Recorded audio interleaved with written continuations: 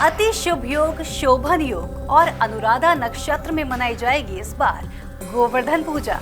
गोवर्धन पर्वत को अन्नकूट का प्रतीक मानकर मथुरा से कुछ दूर लगाई जाती है गिरिराज जी की परिक्रमा। दोस्तों, भगवान श्री कृष्ण की नगरी मथुरा से करीब 22 किलोमीटर दूर स्थापित है गोवर्धन पर्वत, जिसे समस्त संसार देवतुल्य मानता है। कहते हैं कि इसी पर्वत को भगवान श्री कृष्ण ने अपनी कनिष्ठा उंगली पर उठाकर ब्रजवासियों को इंद्रदेव के प्रकोप से बचाया था। यही नहीं, कहते हैं कि इस पर्वत को एक ऋषि ने हर साल घटने का श्राप दिया था। तो फिर आखिर कैसे पूजे जाने लगे गोवर्धन पर्वत? क्या है पूजा और श्राप का अद्भुत रहस्य? जानेंगे आज के इस विशेष कार्यक्रम में, लेकिन उससे पहले जान लेते हैं कि किस देश में कब मनाई जाएगी गोवर्धन पूजा। नमस्कार, मैं हूं आपके साथ अंशिका और आप सभी का स्वागत करती हूं हमारे इस विशेष कार्यक्रम में। दोस्तों, हर साल कार्तिक माह के शुक्ल पक्ष की प्रतिपदा तिथि पर गोवर्धन पर्वत के साथ भगवान कृष्ण और गौ माता की पूजा का विधान है। कहते हैं कि ये परंपरा द्वापर युग से चली आ रही है। इस दिन भगवान श्री कृष्ण को कई प्रकार के व्यंजनों का भोग लगाया जाता है। घर के आंगन में गोबर से गोवर्धन का चित्र बनाकर उस पर डोली, चावल, खीर, बताशे, जल, दूध, पान, केसर, फूल, धूप, दीप आदि अर्पित किए जाते हैं। पंचांग के अनुसार इस साल कार्तिक माह के शुक्ल पक्ष की प्रतिपदा तिथि 13 नवंबर दिन सोमवार को दोपहर 2:56 से प्रारंभ हो रही है, जो अगले दिन 14 नवंबर दिन मंगलवार को दोपहर 2:36 पर समाप्त हो जाएगी। उदया तिथि के अनुसार गोवर्धन पूजा 14 नवंबर दिन मंगलवार को मनाई जाएगी। गोवर्धन पूजा के शुभ मुहूर्त की बात करें तो 14 नवंबर को गोवर्धन पूजा के लिए शुभ मुहूर्त सुबह 6:43 से लेकर सुबह 8:52 तक रहेगा। इस बार आपको गोवर्धन पूजा के लिए केवल 2 घंटे 9 मिनट का ही समय प्राप्त होगा।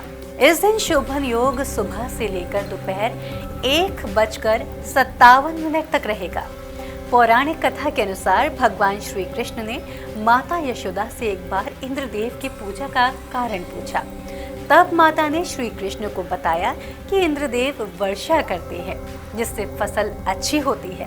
कहते हैं कि तब माता यशोदा को टोकते हुए भगवान श्री कृष्ण ने कहा था कि वर्षा करना तो इंद्रदेव का कर्तव्य है, इसलिए उनकी जगह गोवर्धन पर्वत की पूजा करनी चाहिए, क्योंकि गोवर्धन पर्वत पर घास चरने से गौ माता का पेट भरता है, जिससे हमें दूध मिलता है। कहते हैं तब भगवान श्री कृष्ण के सुझाव पर समस्त गोकुलवासी इंद्रदेव की जगह गोवर्धन की पूजा करने लगे, जिससे इंद्रदेव बहुत क्रोधित हो गए और उन्होंने क्रोध में आकर पूरी मथुरा में मूसलाधार बारिश शुरू कर दी। चारों ओर हाहाकार मच गया। तब भगवान कृष्ण ने गोकुल वासियों की रक्षा करने के लिए गोवर्धन पर्वत को अपनी कनिष्ठा उंगली से उठा लिया था। लेकिन क्या आप जानते हैं कि इस पर्वत को जहां पूजा जाता है, वहीं इस पर्वत से एक श्राप भी जुड़ा हुआ है। कहते हैं कि एक बार ऋषि पुलस्त्य इसकी खूबसूरती से इतने प्रभावित हुए कि वे इसे द्रोणांचल पर्वत से उठाकर साथ ले जाना चाहते थे, लेकिन शर्त ये थी कि वो इसे जहां भी रखेंगे वहीं स्थापित हो जाएगा। कहते हैं रास्ते में पुलस्त्य ऋषि की साधना का समय हुआ तो उन्होंने इसे नीचे रख दिया और इस तरह से ये पर्वत वहीं स्थापित हो गया। कहते हैं उसके बाद ऋषि इसे हिला नहीं सके और फिर उन्होंने क्रोध में आकर इस पर्वत को हर दिन घटने का श्राप दे दिया। कहते हैं कि तभी से ये पर्वत हर दिन मुट्ठी भर छोटा होता जा रहा है। कहते हैं कि आज से करीब 5000 साल पहले ये 30,000 मीटर ऊंचा हुआ करता था, जो अब घटकर मात्र 30 मीटर ही रह गया है। तो दोस्तों, क्या आप जानते थे गोवर्धन पर्वत की पूजा और श्राप से जुड़े ये रहस्य? कमेंट्स में हमें जरूर बताइए।